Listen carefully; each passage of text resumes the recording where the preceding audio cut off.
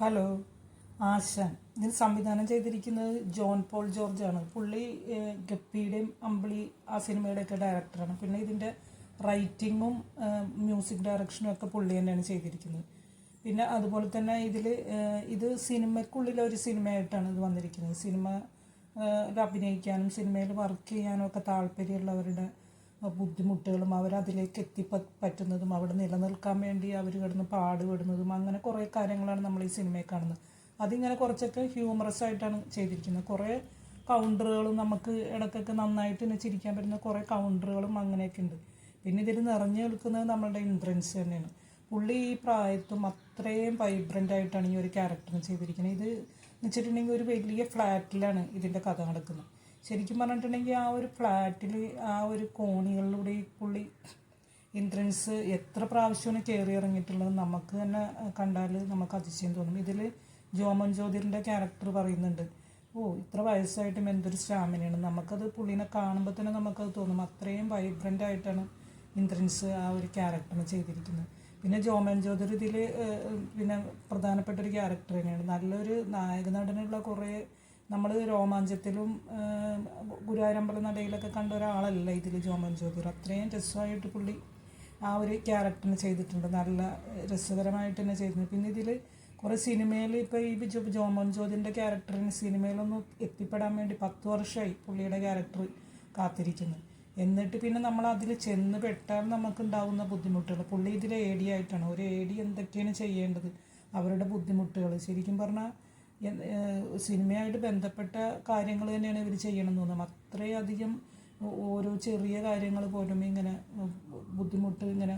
ഇതിൽ പുള്ളി sound clear ചെയ്യുന്ന ആളാണ്. അപ്പോൾ ആ ഒരു സൗണ്ട് കറക്ഷന് വേണ്ടിയിട്ട് പുള്ളി പെടുന്ന ഒരു പാട്, ഒരു ചെറിയ സൗണ്ട് പോലും ഇതിൽ സിനിമക്കകത്തേക്ക് വരാൻ പാടില്ലല്ലോ. അപ്പോൾ അതിനു വേണ്ടി ഇവർ പെടുന്ന പാടുകൾ, അതും ഇത്രയും വലിയൊരു ഫ്ലാറ്റിലാണ് നടക്കുന്നത്. അപ്പോൾ അതിനുള്ള ഓരോരോ കാര്യങ്ങൾ അങ്ങനെ കുറേ രസകരമായിട്ട് കുറേ കാര്യങ്ങളാണ് സിനിമ പറഞ്ഞു വെക്കുന്നത്. പിന്നെ നമുക്ക് ശരിക്കും ഈ സിനിമയിൽ ഇങ്ങനെ അതിജീവിക്കാൻ വേണ്ടി പാടുപെടുന്നവരുടെ ബുദ്ധിമുട്ടുകളും അവരനുഭവിക്കുന്ന കഷ്ടപ്പാടുകളൊക്കെ നമുക്ക് ശരിക്കും ഈ സിനിമ കണ്ടാൽ നമുക്ക് മനസ്സിലാവും. പിന്നെ അതുപോലെ തന്നെ ഇതിൽ സൂപ്പർ സ്റ്റാറുകൾക്കുള്ള പ്രിവിലേജ്, അവരുടെ കുറേ എല്ലാവരും അങ്ങനെയാണെന്നല്ല, പക്ഷേ ഇതിലുള്ള സൂപ്പർ സ്റ്റാറായിട്ടുള്ള ഒരാൾ അയാളുടെ പ്രിവിലേജ് കാണിക്കലും അതൊക്കെ കുറേയൊക്കെ ഉണ്ടാവാൻ സാധ്യതയുണ്ട്. അവരുടെ പിന്നെ അവരനുഭവിക്കുന്ന പ്രിവിലേജുകളും അവരനുഭവിക്കുന്ന സുഖ സൗകര്യങ്ങളും അവർക്കുള്ള നിഷ്കർഷകളും അങ്ങനെ കുറേ കാര്യങ്ങൾ. അതിൻ്റെ പേരിൽ ഈ ഡയറക്ടേഴ്സ് ഇപ്പോൾ അവരിങ്ങനെ ഷാഠ്യം പിടിക്കുന്ന കാര്യങ്ങളിലൊക്കെ ഡയറക്ടേഴ്സിനുള്ള ബുദ്ധിമുട്ടുകൾ അവരത് എങ്ങനെ ഹാൻഡിൽ ചെയ്യുന്നു, അങ്ങനെ കുറേ കാര്യങ്ങൾ. ഇതിൽ ഡയറക്ടറായിട്ട് വന്നിട്ടുള്ളത് ശോഭി തിലകനാണ്. പുള്ളി എനിക്ക് തോന്നുന്നു ഈ അടുത്ത കാലത്ത് പുള്ളിക്ക് കിട്ടിയ നല്ലൊരു വേഷം തന്നെയാണിത്. പുള്ളി അത് കുറേയൊക്കെ ഹ്യൂമറസ് ആയിട്ടും കുറേ നല്ല ഭംഗിയായിട്ട് തന്നെ പുള്ളി അത് ചെയ്തിട്ടുണ്ട്. പിന്നെ ഇതിൽ സൂപ്പർ സ്റ്റാറായിട്ട് ഒരാളുണ്ട്, പുള്ളിയും കൊള്ളാം, നല്ല രസമായിട്ട് തന്നെ പോയിട്ടുണ്ട്.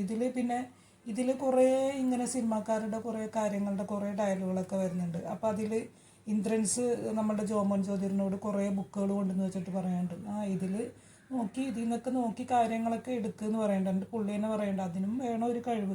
എന്നിട്ട് പുള്ളി ഷെർലോക്ക് ഹോംസിൻ്റെ ബുക്ക് കാണിച്ചിട്ട് പറയുന്നുണ്ട്, അതിഞ്ഞ് തൊട്ട് പോകണ്ട, അതിലിഞ്ഞ് എല്ലാവരും എടുത്തെടുത്ത് ഇനി മുള്ളും തലയൊക്കെ ബാക്കിയുള്ളൂ. അങ്ങനെ കുറേ ഇങ്ങനെ കൗണ്ടേഴ്സ് അങ്ങനെ കുറേ കാര്യങ്ങൾ. പിന്നെ ഇതിൽ നമ്മൾ ഇങ്ങനെ പറയുന്നുണ്ട്, ഒരു സിനിമ എന്ന് പറയുന്ന ആ സംവിധായകൻ്റെ കുഞ്ഞാണ്. അത് ചീത്തയായാലും നല്ലതായാലും അത് വിജയിച്ചാലും അല്ലെങ്കിലും അയാൾക്കത് പ്രിയപ്പെട്ടത് തന്നെയാണ്.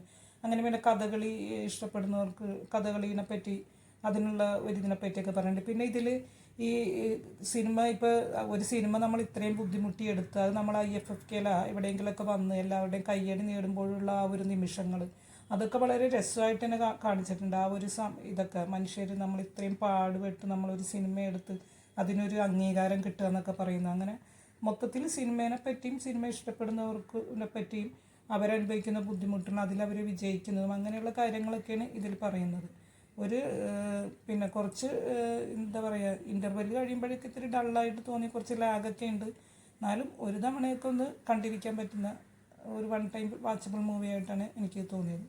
നിങ്ങൾ കണ്ടിട്ടുണ്ടെങ്കിൽ നിങ്ങളുടെ അഭിപ്രായങ്ങൾ കമൻറ്റ് ചെയ്യുമല്ലോ. എൻ്റെ വീഡിയോ ഇഷ്ടമായെങ്കിൽ ലൈക്ക്, ഷെയർ, സബ്സ്ക്രൈബ്. ഇനിയും നല്ലൊരു വീഡിയോ ആയിട്ട് വരാം. അതുവരെ ബൈ.